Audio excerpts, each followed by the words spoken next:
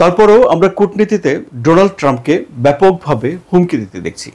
যেমন তিনি একটি হুমকি দিয়ে সফল হয়েছেন, সেটি হলো ইসরায়েল এবং ফিলিস্তিনের মধ্যে যেই যুদ্ধবিরতি সেটি তিনি করাতে পেরেছেন, বন্দি বিনিময় সেখানে তিনি করাতে পেরেছেন, এবং ইরানকে তিনি বোম্বিং করার হুমকি দিয়ে রেখেছেন। ইরানের উপরে একটা ব্যাপক চাপ তিনি তৈরি করছেন। সেটির ফলাফল কি হবে সেটি এখন আমরা জানি না, কিন্তু এই একই পদ্ধতি যদি রাশিয়া ইউক্রেন যুদ্ধে ইউক্রেনের উপরে প্রয়োগ করে ডোনাল্ড ট্রাম্প লাভবান হয়েছেন বা সাকসেসফুল হয়েছেন, কিন্তু একই পদ্ধতি কি ভ্লাদিমির পুতিনের উপরে কার্যকর হবে, বা ভ্লাদিমির পুতিনকে চাপ দিয়ে তিনি কি তাকে আলোচনা টেবিলে নিয়ে আসতে পারবেন বা এই যুদ্ধ বন্ধ করতে পারবেন, সেটিও একটি দেখার বিষয়।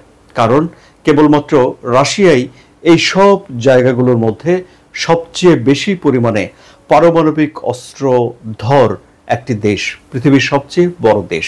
কিন্তু তারপরেও এই রাশিয়া ইউক্রেন যুদ্ধ বন্ধ করার জন্য এখনো পর্যন্ত সবচেয়ে বেশি আশা যিনি দেখাতে পেরেছেন তিনি হলেন ডোনাল্ড ট্রাম্প।